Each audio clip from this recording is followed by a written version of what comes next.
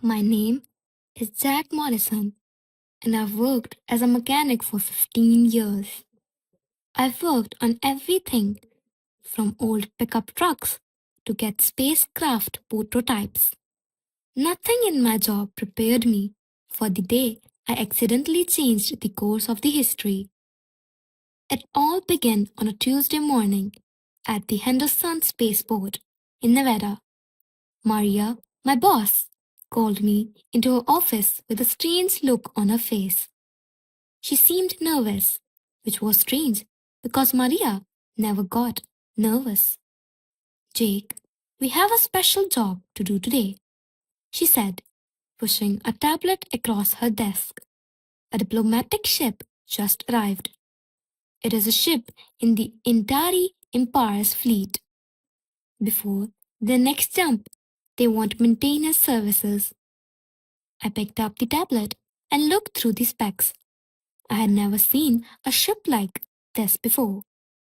According to what we know about physics, the propulsion system used technology that shouldn't even be possible. My hands really shook with excitement. I whispered, "This is amazing.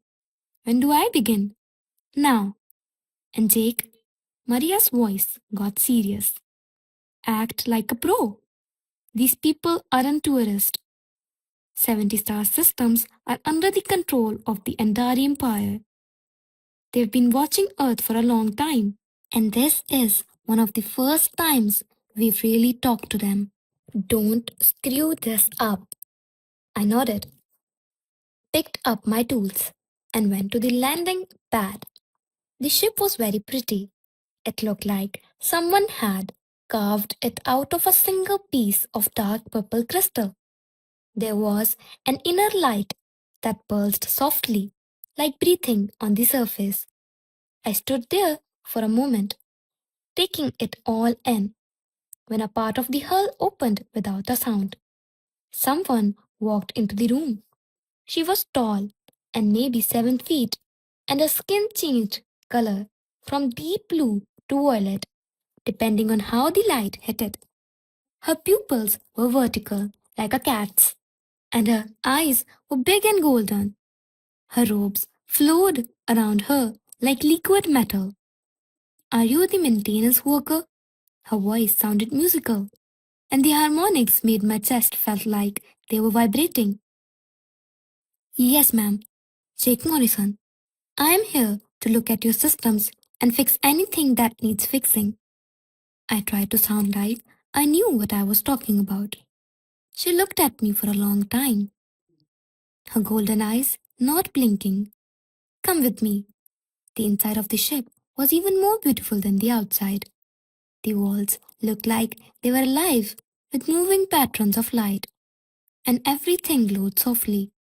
I followed her through hallways that twisted in ways that shouldn't be possible until we got to what I thought was the engine room. The high drive core was in the middle of the room, floating there thanks to the forces that couldn't be seen. It was sending out irregular bursts of energy, and I could see right away that what was wrong.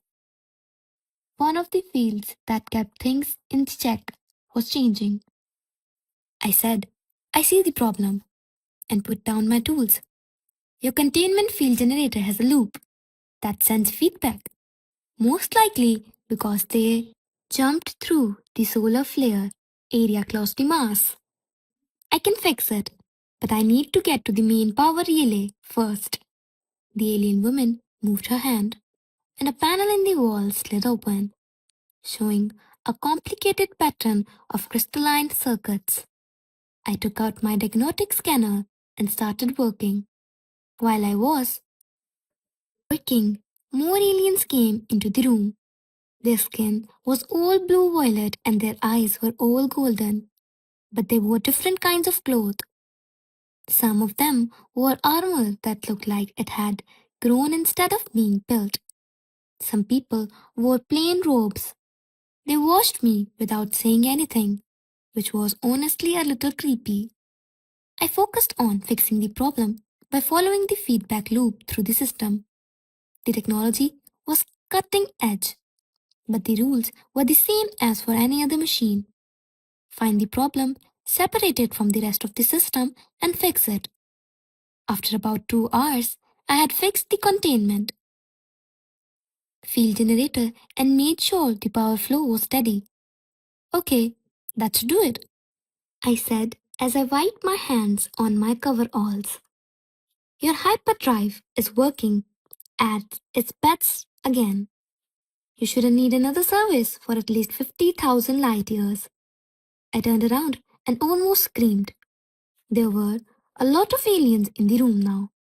There had to be at least 30 of them, and they were all staring at me with those bright golden eyes. There was a woman in the middle of them all who made everyone else look normal. She was taller than the others, maybe 8 feet, and her skin looked like it was glowing from the inside. It looked like solidified. Starlight made up her own crown, and the symbols on her robes hurt to look at directly. The air around her seemed to be full of energy. Everyone in the room bowed very low. I suddenly understood that this person was very important. The woman who had brought me here stepped forward and spoke a language I didn't know. The words sounded like a music and bells ringing. The woman with the crown answered, and then those golden eyes turned to me. You have fixed our ship, she said, her voice deeper and more powerful than the others. Every word seemed to mean something. This is fine. Uh, thanks, I said, very aware that I was covered in grease and probably smelled like machine oil. Just doing my job. She tilted her head and looked at me with an unreadable look. What is your place in the hierarchy of your world? What's my title? I didn't get what she meant. I'm a mechanic. I fix things. And who tells you what to do? Oh, you mean my boss? That would be Maria. She's in charge of the spaceport's maintenance department. The ground woman's eyes narrowed a little. Is this Maria higher up in the work hierarchy than you? Yes, she's my boss. All these questions were starting to make me feel confused. I just wanted to finish up and maybe get some lunch. That's interesting. I had to tilt my head back to keep eye contact with the woman as she moved. Without question, you serve a woman who is higher up than you. This is a sign of wisdom. Maria is a good at what she does. She knows what she's talking about. I shrugged my shoulders. What was the point of this? The woman who had first greeted me leaned in and whispered something important to the crowned person. I heard some English word like cultural differences and unaware. The woman with the crown raised her hand to quiet her. You did a good job on your task quickly and well. What kind of payment do you need? Oh, my boss takes care of the bills. I think these are normal maintenance rates. You'd have to ask her. Another quiet talk in that musical language. A few of the aliens looked shocked. If I read their eyes' faces right, some of them even looked like they were having fun. The lips of the crowned woman turned into what looking like a smile. You also listen to your boss when it comes to business? Most appropriate. Sure, I said, wishing I could leave right away. Things were getting strange. Do you need anything else? Are there any other systems I should look at? She looked at me for a long time and then made a big gesture. You may leave. For 2 of your days, we will stay in the orbit. We will call you if we need more help. Sounds good. I picked up my tools and started to leave. Because my mom taught me to be polite, I turned around and said, Thanks. Boss, have a safe trip. The room was completely quiet. I stopped moving and realized what I just had said. I had called this clearly important alien woman boss. I felt embarrassed and my face got hot. I'm very sorry. That was completely wrong. I didn't mean to. But she wasn't mad. She was laughing instead. It sounded like wind chimes in a summer breeze, which was nice. The other aliens were completely shocked. Boss, she said again, still laughing. You call the eternal sovereign of the Endari Empire, keeper of the seven flames, and guardian of the Orion arm, boss? Oh no, oh no, no, no. I just called the queens of the aliens boss. I was going to start a fight between countries, a problem between stars. Maria was going to kill me. I'm so sorry, I stammered. I didn't know. I was just being casual. It's what we say. I didn't mean to be rude. I thought this was it. When the queen moved closer, this is how I died. An alien queen vaporized me because I couldn't keep my mouth shut. She put a hand on my shoulder instead. It was nice to touch her. Tell me, Jake Morrison, are you afraid of me? Right now? Yes, ma'am. A lot. She laughed again. Being honest. How nice. She turned to the other people in the room, spoke to them in her own language. People in the crowd reacted to everything she said. After that, she turned around and looked at me. I've seen a lot of different kinds of life in the galaxy. Most people talk to me carefully and with planned actions. They say what they think. I want to hear. You said what was in your heart without thinking about what would happen next. This doesn't happen often. This is useful. I was being polite, I said weakly. Yes, and in your culture, calling someone boss is a sign of respect, right? A mix of recognizing authority and being friendly. Yeah, I guess so.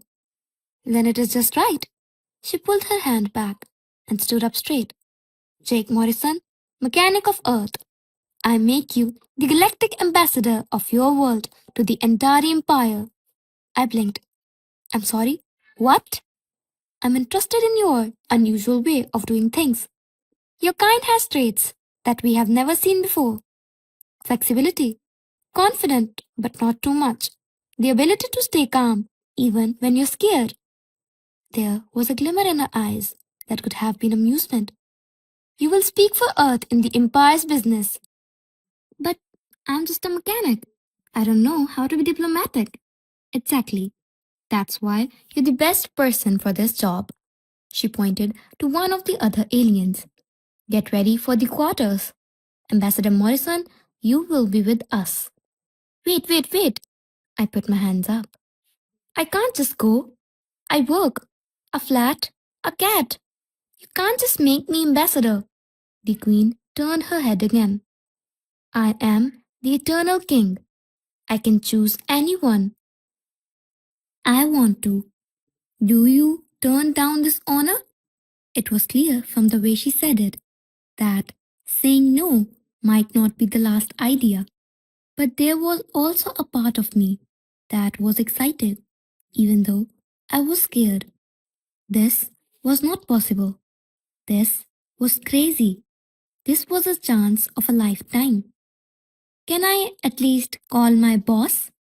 I mean, the other boss, Maria, to tell her I'm going? The queen smiled. Of course, ambassador. Make your plans. In 6 of your hours, we leave. That's how Jake Morrison, a mechanic from Nevada who just wanted to fix spaceships, became the first galactic ambassador on Earth. All because I couldn't control the casual words I used. While I was walking back to the spaceport office, my phone rang. Maria was there. Jake, please tell me you didn't break anything or said anything mean. Well, I said slowly, I might have called their queen boss by mistake. There was silence. Then, what did you do, Jake? I got promoted, I said weakly. The next 6 hours were a blur. I called government officials who didn't believe me until the Queen's representatives informed it. A quick briefing from people in suits who kept saying things like unprecedented, diplomatic crisis, and opportunity. My sister said she would take care of my cat, Mr. Whiskers. putting things in a bag without knowing what to bring for a trip to space. The Queen was waiting for me at the entrance while I got back to the ship. Are you ready, Ambassador Morrison? I looked at one of my duffel bag and then at the huge crystal clear ship that would be my home for who knows how long. I thought about all the things I was leaving behind and all the things I was going to do. No, I said honestly, but I'm willing to give it a shot. It looked like almost human when she smiled for the first time. Very good. Come on, Jake Morrison. You have a lot to learn before you can go to the galaxy. This is the start of your first lesson. In the Endari Empire, honest words spoken without thought are worth more than all the careful diplomacy in the universe. As I walked into the ship behind her, I couldn't help but think that maybe, just maybe, my habit of speaking without thinking might actually be helpful this time. The door to the ship closed behind me, and my old life as a mechanic came to an end. My new life as an accidental diplomat was about to start. The first week on the Andari ship was too much to handle. My room was bigger than the whole apartment back home. The walls could change color based on how I felt, and the furniture could adjust itself to make me feel at ease. The food was amazing, but there were times when I didn't know what I was eating, and everyone kept calling me ambassador, which still sounded so silly. On the eighth day, the queen, whose name was Zerthia, called me. I found her in what I thought was a throne room, but it looked more like a crystal greenhouse. Plants from many different worlds grew in neat rows, and the air was filled with strange but pleasant smells. Good morning, Ambassador Morrison, she said, pointing to a seat next to her. How are you getting used to your new job? I said, honestly, I'm completely lost. As I sat down, people keep giving me papers to read about protocol and how to address people correctly, but I can't remember any of it. She chuckled softly. Yes, I heard you call Admiral Kethros dude yesterday. I felt bad. That was an accident. The navigation system kept me from paying attention. Do you know that your quantum processors are only working at 80% of their full capacity? Jake, she said softly, cutting me off. There's a simple fix. That good. This is exactly what I found interesting about you. Most ambassadors would be very upset by this kind of rule breaking. You care more about machines than how people act. Is that a bad thing? No, it's nice. She stood up and walked over to one of the plant displays. When she touched a flower, it glowed softly. I need you to do something. Your first real diplomatic mission. My stomach dropped. Already? But I haven't finished reading the rules yet. You won't need them. We are going to the Xylos system. Two colony worlds are fighting over who has the right to mine at asteroid field. The talks have come to a halt. Violence could happen soon. And what you want me to work out of a deal for peace? I don't know how to do that. Zerthia turned to look at me, and her golden eyes were serious. I want you to be you. Bring your tools. Look, be honest. This will be the test of my theory about your kind. What theory? That the strength of humanity is not in following established paths, but in making new ones by being flexible and thinking outside the box. She smiled. I've also found out that the mining dispute is about a terraforming station that isn't working right. You aren't you? Good with machines? I couldn't help but smile. Now we're getting somewhere. I can definitely help if it's a mechanical issue. Great. We will be there in 3 hours. Get ready, Ambassador. 3 hours later, I was on a shuttle going down to Xylos Prime. I was still wearing my coveralls because they were more comfortable than the fancy diplomatic robes that Zartia's staff had tried to give me to wear. I had given in by accepting a small badge that showed I was an official representative of the entire empire. These Alosians were a unique kind of creature. They looked like tall, thin people made of stone that looked like it was alive. Their skin felt like polished granite, and their eyes shone with a light from within. The two groups that met us at the landing platform looked like they were ready to fight. Is this the ambassador? One of them, who called himself Granite Keeper Thiron, looked me up and down with obvious disappointment. A person in work clothes? Ambassador Jake Morrison, I said as I reached out my hand. He looked at it with confusion, so I took it back. I heard you were having problems with a terraforming station. That is not the main issue, said Crystal Singer Mara, a woman who was the representative for the other side. The worry is that Thiron's people have made illegal claims, Thiron cut in, saying, the station controls access to the whole asteroid field. Neither of our colonies can safely mine if it doesn't work right. But Mara's people won't let our technicians in to make repairs because you'll ruin it to help your colony. We would never. Okay, hold on, I said, putting my hands up. Before we start arguing about the law, can someone show me the situation?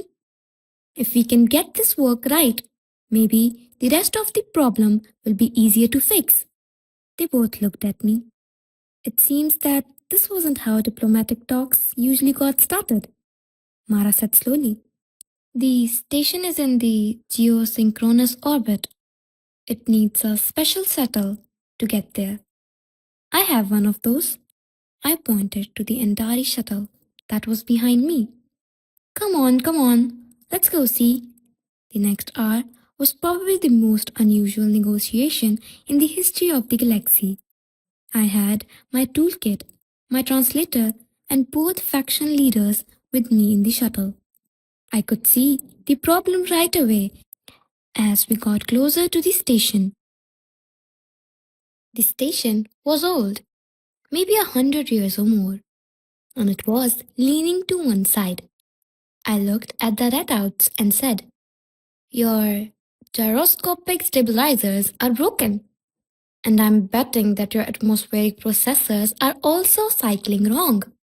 That's why the terraform patterns in the asteroid field aren't all the same. You can figure this out so quickly? Thiron sounded impressed, even though he didn't want to. It's just machines. Yes, the machines are complicated, but the ideas are the same. I drove the shuttle to the docking port at the station. Now, here's what I think we should do. We all go in there at the same time. I fix things that are broken. You both see me do it, so you know I'm not trying to ruin anything for either side. After that, we talk about fair access for both colonies once the station is up and running. Mara and Thrawn looked at each other and then at me. Mara said, this is very strange. Is it? That makes sense to me. Can't negotiate for access to something that doesn't work. I opened the door to the shuttle. Plus, if both of you are there watching me, no one can say the other side cheated. You have to open to trust, right? Thiron's face, which looked like a stone, broke into what could have been a smile. Ambassador Morrison, your species have a unique way of doing diplomacy. To be honest, I'm not really doing diplomacy, I said. I'm just trying to make things better. I saw years of jury, rigged repairs, and missed maintenance inside the station. The stabilizers were broken, and the atmospheric processors were running a program that had been patched so many times that it was hard to understand. I rolled up my sleeves and got to work. While I was working, something interesting happened. Thiron and Mara, who had trouble being in the same room without fighting, began to talk. At first, it was only about the station. I remember when this was first built, Thiron said, as I fixed a broken circuit. My grandfather was a part of the construction crew. Mine too, Mara said in a low voice. He was on the engineering team that came up with the terraform protocols. They began to talk about their past, stories about how their families worked together, and how they celebrated when the first asteroids were successfully terraformed and settled. I kept working and asked them questions about the station's history from time to time. They kept talking. 3 hours later, when I was done with the repairs, Thiron and Mara were laughing about something one of their grandparents had done. Okay, give it a try now, I said, wiping my hands on my already dirtied coveralls. The station came to life with a hum, the stabilizers spinning smoothly, and the processors cycling with a soft beat. There were green lights all over the control panel. Mara whispered, "It's perfect. It's been a long time since I've seen it run this well."